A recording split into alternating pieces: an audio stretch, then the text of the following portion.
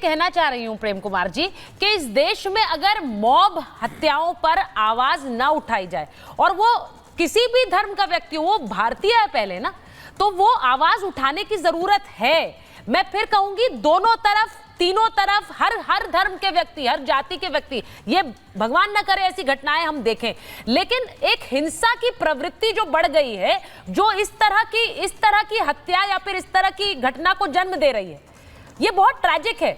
लेकिन इस पर भी हमारी सियासत जरूर होती है। इस पर यह बोला जाता है योगी तो बुलडोजर ही चलाते हैं, एक धर्म के लोगों पर चलाते हैं।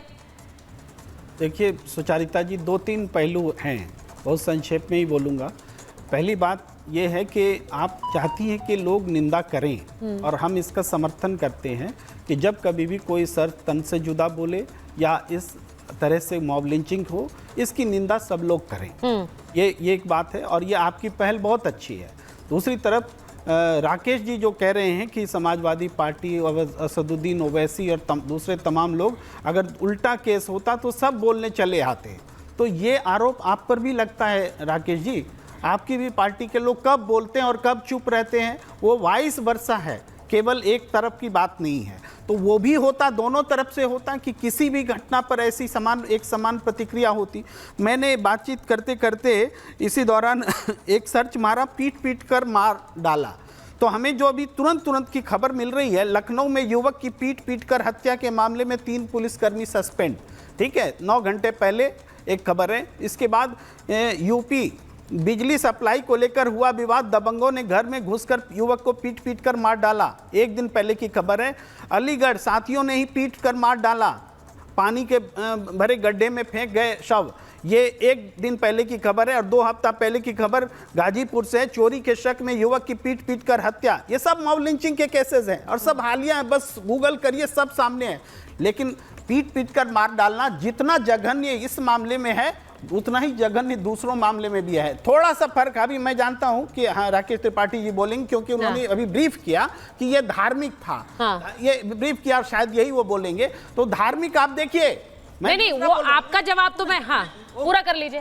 जैसे कांवड़िए नित्य दिन किसी दिन गाड़ी जला रहे हैं, कभी रिक्शा जला रहे हैं, किसी आदमी को पीट रहे हैं, वो भी धार्मिक जुलूस ही होता है। लेकिन कभी वैसी प्रतिक्रिया नहीं होती है। तो हम दोनों गलत है। आप बोल रहे हैं धार्मिक, मैं मानता हूं धार्मिक है, तो उसकी जिम्मेदारी है जिन लोगों ने आयोजन किया, और उसको पकड़ा भी जाना चाहिए। लेकिन कांवड़िए पर जो हो रहा है वो भी अनदेखी नहीं की जा सकती, जो कांवड़िए उत्पात मचा रहे हैं। बताइए राकेश जी, इसका जवाब दे दीजिए, क्योंकि वो सवाल वाजिब पूछ रहे हैं। वो कह रहे हैं कि बहुत सारे ऐसे, चलिए खत्म कर लीजिए फिर। बस खत्म ही कर रहा हूं। तो ये जो तीसरा बुलडोजर वाला पॉइंट, अरे जुडिशियरी का काम क्या एग्जीक्यूटिव करेगी? आप कह रहे हैं, विक्रम सिंह साहब कह रहे हैं कि अतिक्रमण है तो हटेगा, इस घटना से पहले क्यों नहीं हटा लिया? जब ये घटना घटेगी तो आप इसका रिएक्शन में अच्छा, आपने बहुत सारे सवाल उठाए, तो उनके जवाब ले लेती हूँ मैं एक बार। विक्रम सिंह जी, पहले तो आप प्रेम कुमार जी, एक तो गूगल करके बहुत सारी खबरें सामने रहती हैं, उनकी जांच क्या हुई है, वो मामला क्या है, ये पता नहीं चलता। आपने कहा कि मैंने बैठे बैठे अभी गूगल किया है। नहीं, वो मैं ये नहीं कह रही हूँ, आप सोर्स दिखाइए, लेकिन गूगल करके ऊपर खबर पढ़ लेने से नहीं होता। कई बार वो खबर की जांच क्या है हमें नहीं पता है, वो जांच तो हो रही है। पुलिस वाले अगर हिंसा कर रहे हैं तो उनके लिए तो ज्यादा आपराधिक मामला है ये भाई। हम कितनी बार कस्टोडियल डेथ्स पर बात कर चुके हैं। डीजीपी सर, मैं आ रही हूँ राकेश जी, एक बार डीजीपी सर, वो सिर्फ एक मामला बता रहे हैं, वो कह रहे हैं कि एक तरफा है। अगर पुलिस वाले कर रहे हैं तो फिर उन पर तो और ज्यादा सख्त कार्रवाई होनी चाहिए। बिल्कुल होना चाहिए सुचरिता जी। पुलिस वाले अगर कस्टोडियल डेथ होती है तो राष्ट्रीय मानवाधिकार आयोग और सुप्रीम कोर्ट के कड़े दिशा निर्देश हैं। और सबसे पहले मुकदमा लिखा जाएगा, सस्पेंड होंगे, जांच कहीं और से होगी। मैं ये चाहूंगा हमारे राजनीतिक मित्र जरा अपने बारे में जरा गौर कर लें।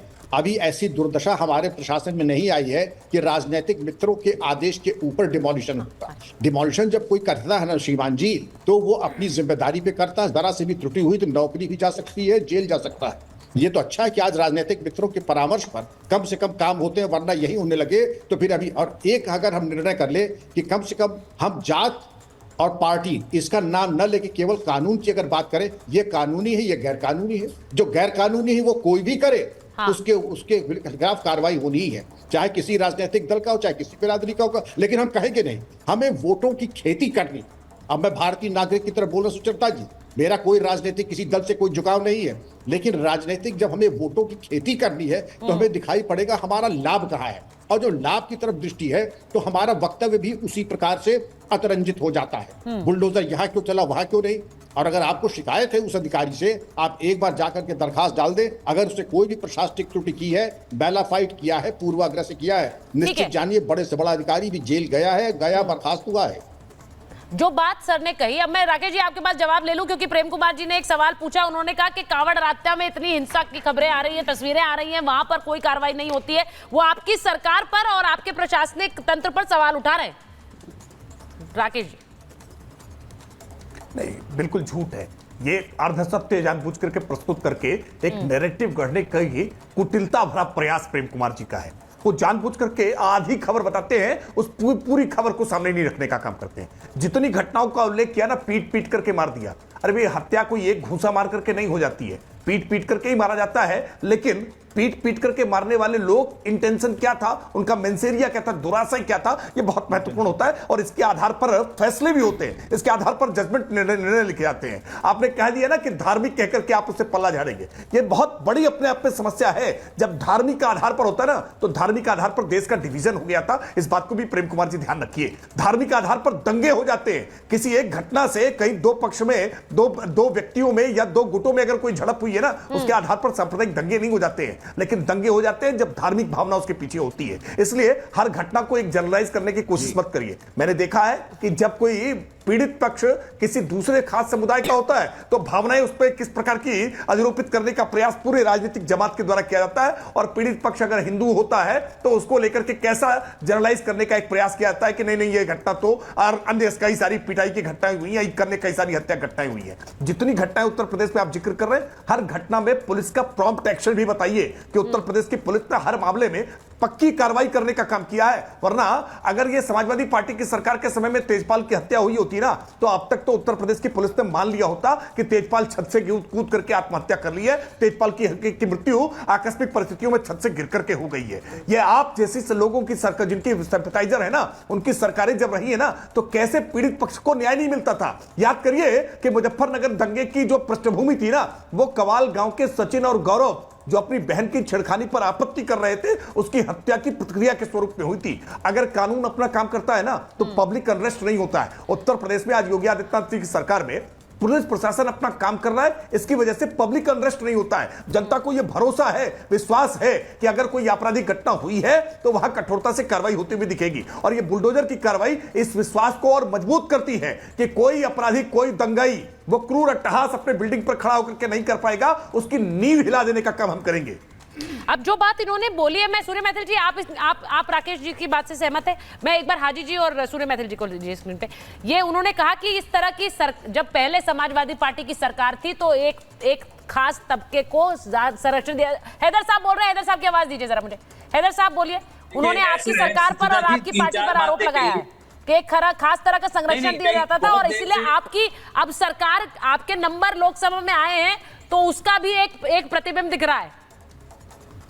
देखिए, 4-5 चीजें यहाँ पे मैं कहना चाहूंगा। देखिए, सबसे महत्वपूर्ण बात यह है कि जब से लोकसभा के नतीजे आए, एक बात तो स्पष्ट हो गई कि भारतीय जनता पार्टी धर्म की राजनीति पे वापस आ गई है। उसी धर्म की और समाज को बांटने की, नफरत की राजनीति, जिसकी वजह से इस प्रकार की घटनाएं हमको देखने को मिल रही है। इन्हीं की सरकार में इंस्पेक्टर सुबोध सिंह की निर्मम हत्या होती है, किस प्रकार से दंगा होता है बुलंदशहर में, किस प्रकार से बिकरू में जो है पुलिस वालों की निर्मम हत्या होती है, ये इन्हीं की सरकार में होता है। लेकिन ये इसके बारे में बात नहीं करेंगे। 3700 से अधिक लोगों की प्रतिवर्ष उत्तर प्रदेश में हत्याएं होती हैं। आप एक घटना की बात करें जो बहुत निंदनीय है, आप सर से तन से हैदर साहब एक बात सुनिए मेरी।